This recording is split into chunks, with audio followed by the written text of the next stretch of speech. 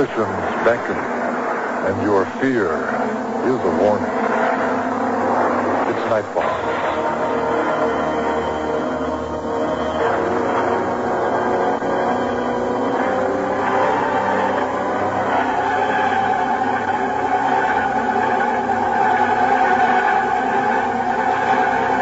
Good evening, dear friends. Frederick Hent, your fellow traveler on tonight's quest for facts. A lonely outpost, a monotonous job. Just the sort of things that can lead to strange flights of fancy or to strange events, in fact. In this evening's story, The Signalman by Charles Dickens, adapted for Nightfall by Otto Lowy, we are drawn down an irrevocable path to the truth. Pay close attention to detail and you might avoid disaster. Listen.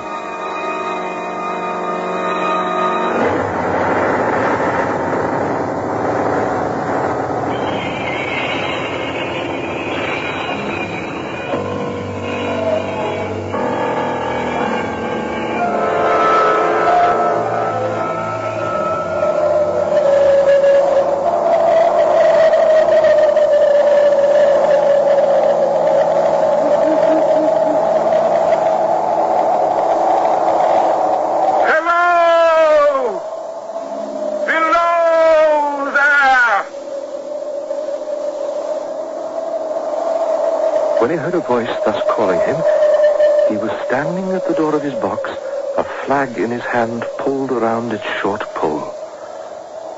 One would have thought, considering the nature of the ground, that he could not have doubted from what quarter the voice came.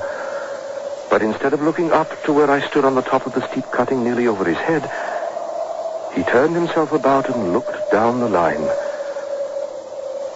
There was something remarkable in his manner of doing so, though I could not for my life have said what. But I know it was remarkable enough to attract my notice, even though the figure was foreshortened and shadowed down in the deep trench, and mine was high above him, so steeped in the glow of an angry sunset that I shaded my eyes with my hand before I saw him at all. Hello! Below! Is there any path by which I can come down and speak to you?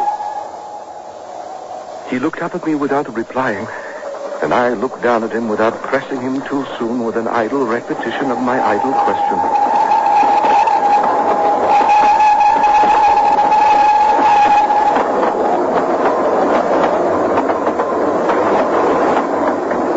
A rapid train passed below me and was skimming away over the landscape.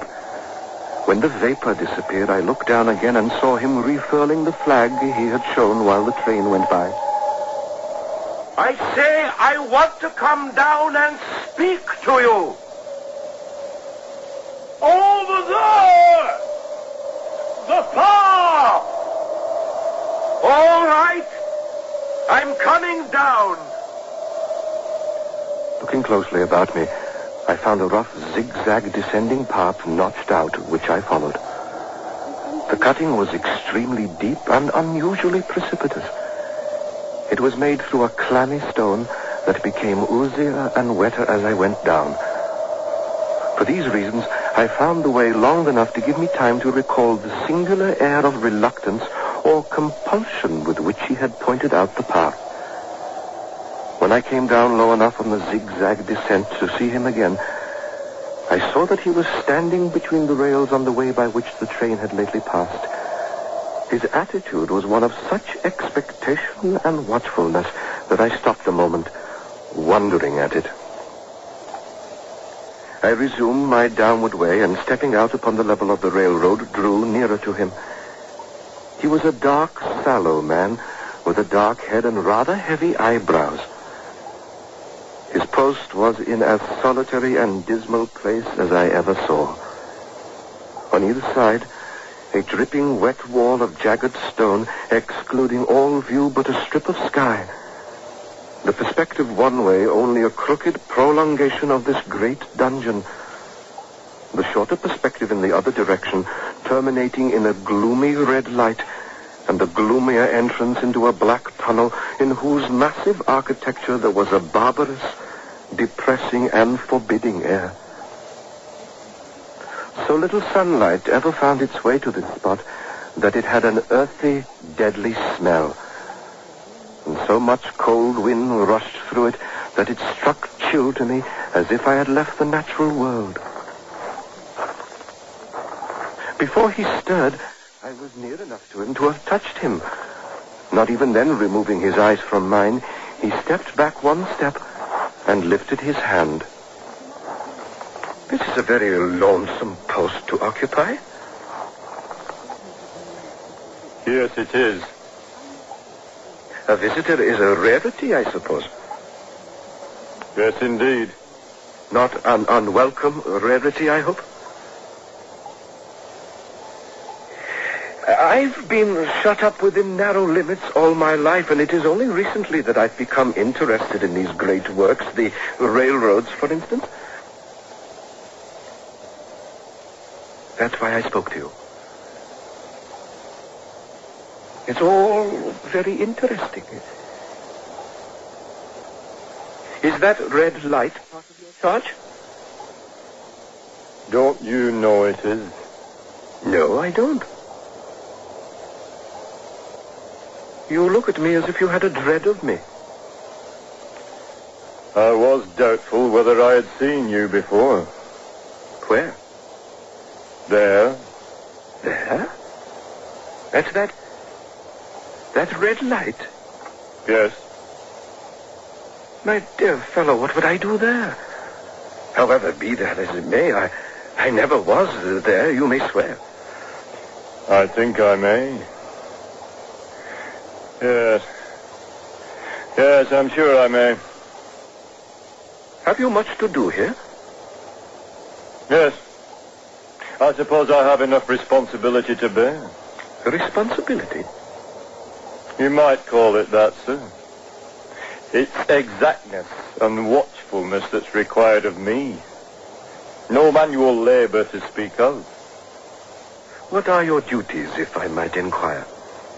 Well, sir, change that signal, turn those lights, and turn this iron handle now and then.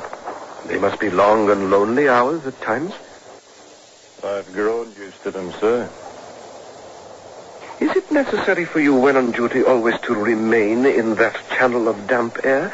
Can you never come up into the sunshine from between these high stone walls? That depends on times and circumstances. Times? Circumstances? Yes, sir. Under some conditions, there would be less upon the line than under others. And the same holds true to certain hours of the day and night. And in very bright weather, I do choose occasions for getting a little above these lower shadows. But then I'm always liable to be called by the electric bell, and I have to keep on listening for it. That means, of course, that the relief would be less than one would suppose. Yes, sir. Exactly that. But come now, sir. Come with me. He took me into his box where there was a fire, a desk for an official book in which he had to make certain entries, and a telegraphic instrument with its dial, face, and needles. Excuse me, sir. A message, I believe.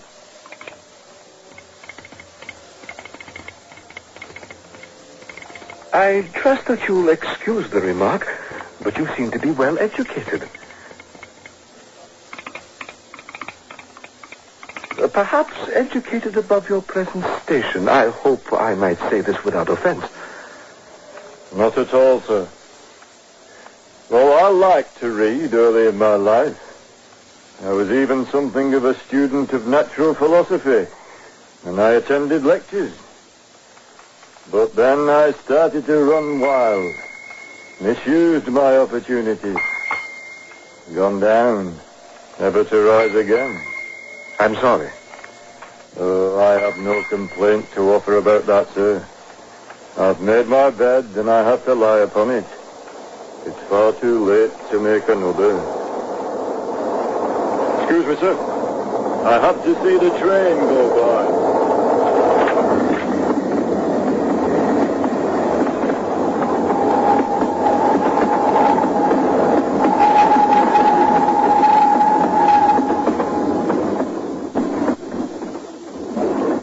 I should have set this man down as one of the safest of men to be employed in his capacity, but for the circumstance that while he was talking to me, he twice broke off with a fallen collar, turned his face towards the little bell when it did not ring, opened the door of the hut, and looked out towards the red lights near the mouth of the tunnel.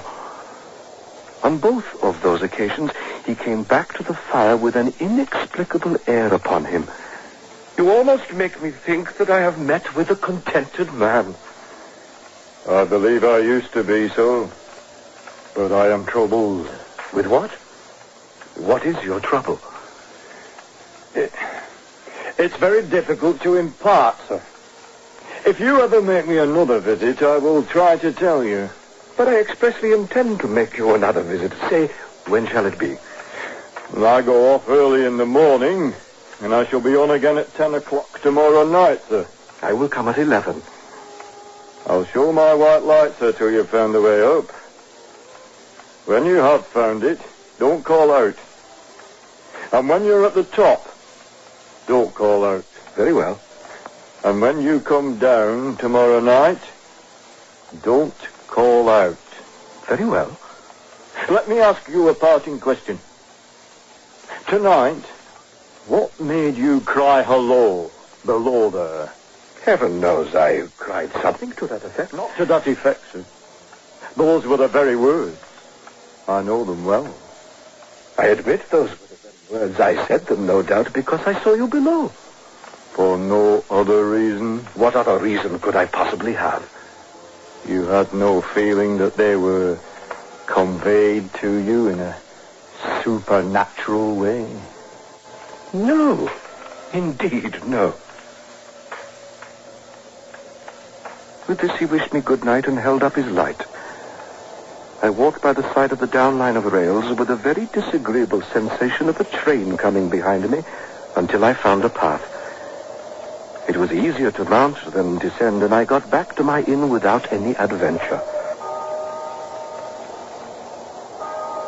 Next night, punctual to my appointment, I placed my foot on the first notch of the zigzag as the distant clocks were striking 11. He was waiting for me at the bottom with his white light on. I have not called. May I speak now? By all means, sir. Good evening, then, and here's my hand. Good evening, sir. And here's mine. With that, we walked side by side to his box, entered it, closed the door, and sat by the fire. He began bending forward as soon as we were seated to speak in a tone but a little above a whisper. I have made up my mind, sir, that you shall not have to ask me twice what troubled me. I took you for someone else yesterday evening. That troubles me. Who is it? I don't know. Like me? I don't know. I never saw the face. The left arm is across the face, and the right arm is waved. Violently waved. This way. I followed the action with my eyes, and it was the action of an arm gesticulating with the utmost passion and vehemence. For God's sake, clear the way.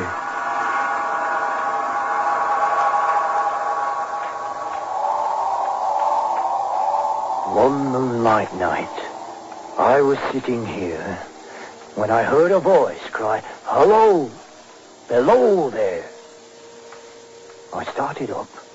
I looked from that door, and I saw that someone else standing by the red light near the tunnel, waving as I just now showed you. The voice seemed hoarse with shouting, and it cried, "Look out! Look out!" And then again, "Hello! Below there! Look out!" I caught up my lamp, turned it on red, and ran towards the figure, calling, "What's wrong? What has happened? Where?" It just stood outside the blackness of the tunnel. I advanced so close upon it that I wondered at its keeping the sleeve across its eyes.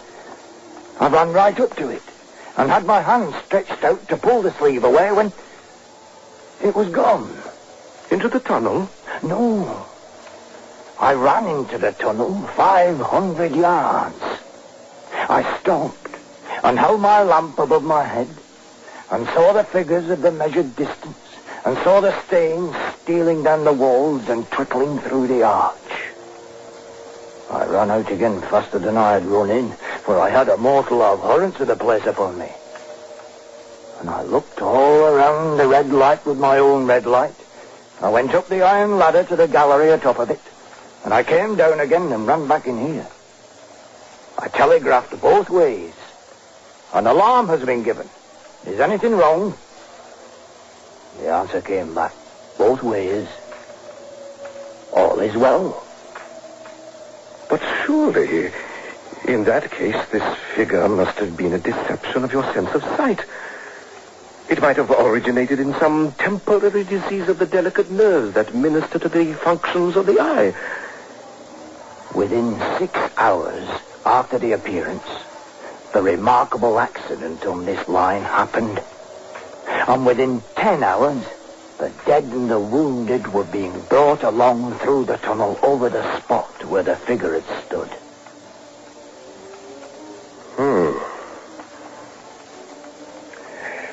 It is not to be denied that this was a remarkable coincidence, calculated deeply to impress your mind. But it is unquestionable that remarkable coincidences do continually occur, and they must be taken into account. This was just a year ago. 6 or 7 months passed, and I'd recovered from the surprise and shock when, one morning, as day was breaking, standing in the door, I looked towards the red light, saw the spectre again. Did it cry out? No. It was silent. Did it wave its arm? No.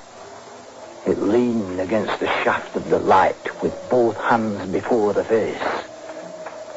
Did you go up to it? I came in and sat down, partly to collect my thoughts, partly because it had turned me faint. When I went to the door again, daylight was above me, and the ghost was gone. But nothing followed? Nothing came of this? That very day, as a train came out of the tunnel, I noticed at a carriage window on my side what looked like a confusion of hands and heads, and something waved. I saw it just in time to signal the driver, stop. He shut off, he put his brake on, but the train drifted past here 100 yards or more. I ran after it, and as I went along, I heard terrible screams and cries. A beautiful young lady had died instantly in one of the compartments and was brought in here and laid down on the floor between us. Here? True, sir. True. Precisely as it happened, so I tell it to you.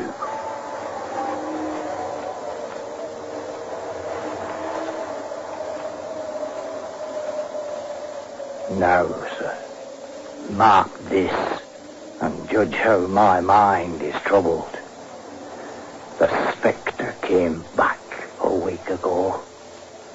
Ever since, it has been there now and again by fits and starts. And the light? At the danger light. What does it seem to do? It seems to say, with its hands, for God's sake, clear the way. I have no peace or rest for it. It calls to me for many minutes together in an agonized manner. Below there, look out! Look out! It stands waving to me. It rings my little bell. Did it ring your bell yesterday evening when I was here and you went to the door? Twice. Why, see how your imagination misleads you. My eyes were on the bell, and my ears were open to the bell. And if I am a living man, it did not ring at those times. No, nor at any other time, except when it was rung in the natural course of physical things by the station communicating with you.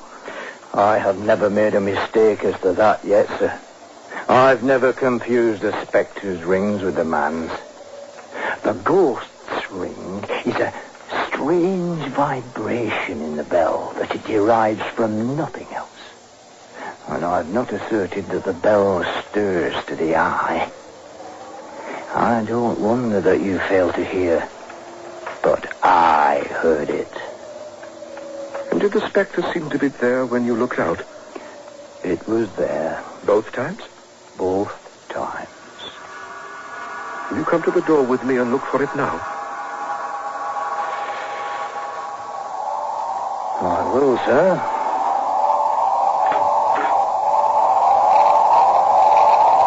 Do you see it now? No.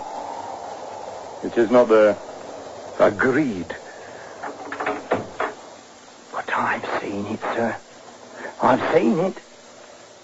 Therefore you will fully understand, sir, that what troubles me so dreadfully is the question, what does the spectre mean?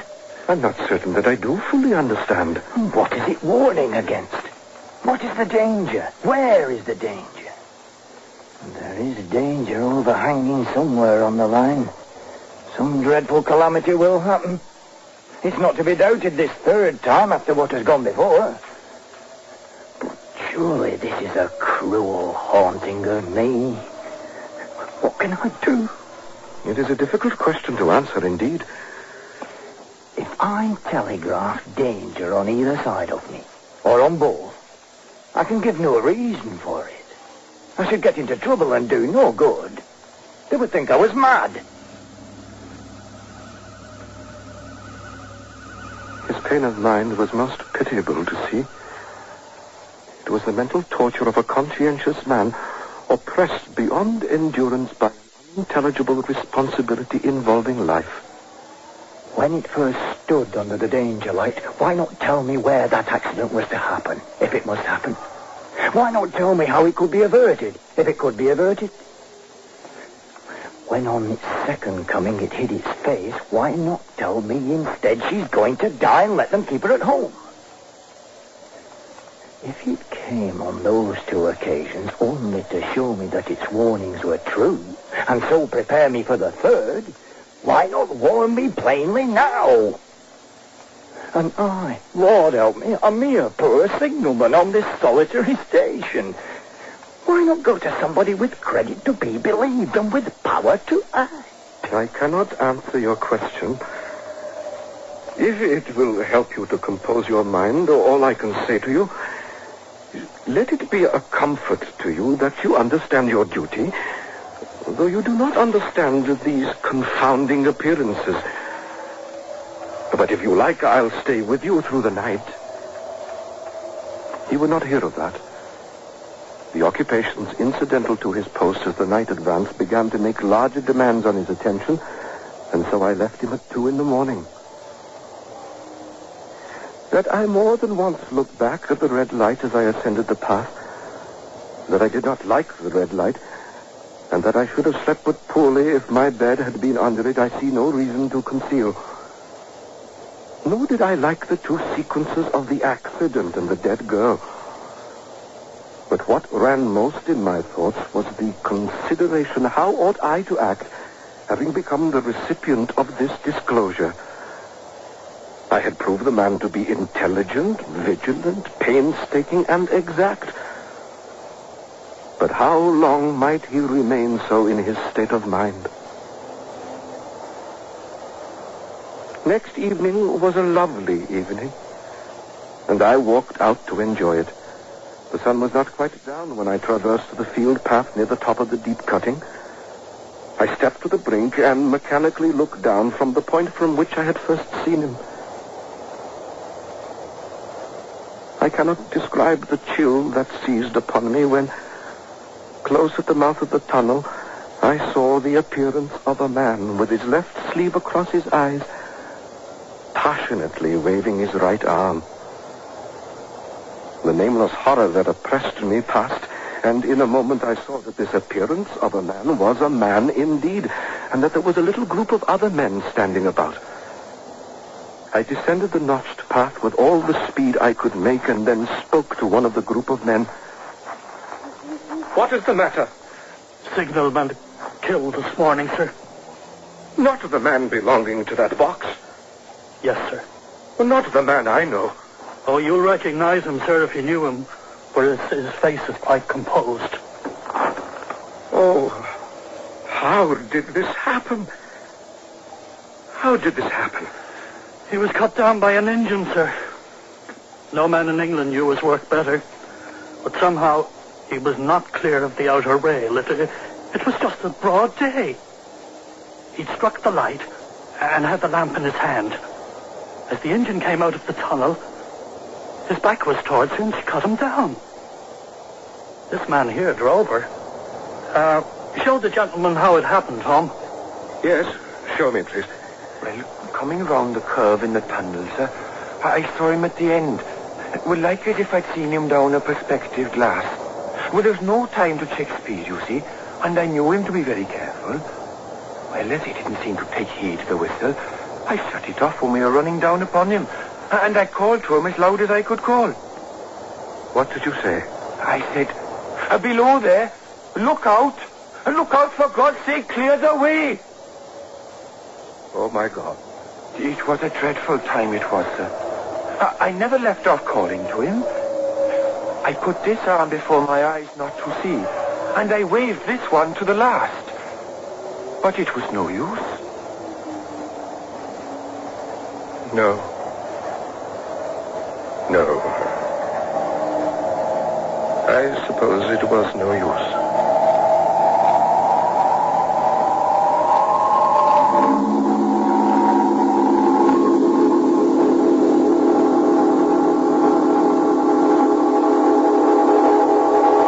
It seems when fate calls, there's little that can be done by mortals like you or like me. Here's who was involved in tonight's tale. The Signalman by Charles Dickens was adapted for radio by Otto Lowy. It featured Leon Pownall as the visitor and Duncan Fraser as the signalman. The railway worker was played by Desmond Smiley, and William Samples was the engine driver. Technical operation, Jerry Stanley. Sound effects, Chris Cuttress. Production assistant, Dagmar Kafandra. The Signalman was produced and directed in Vancouver by Robert Chesterman.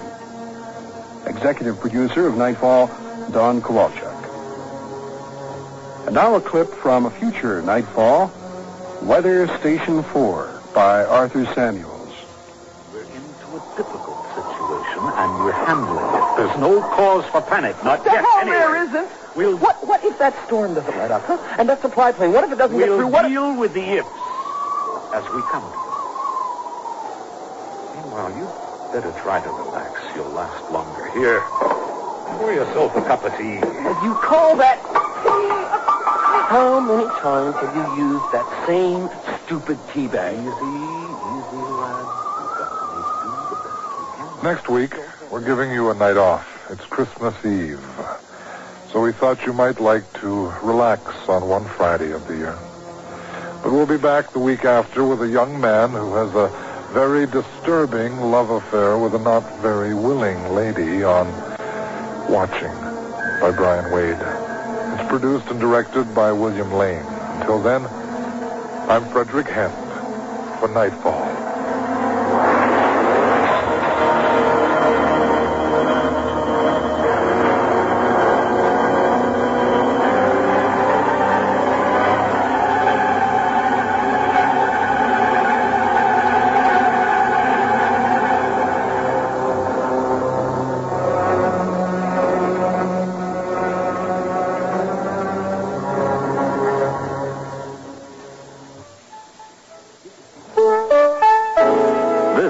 CBC Radio.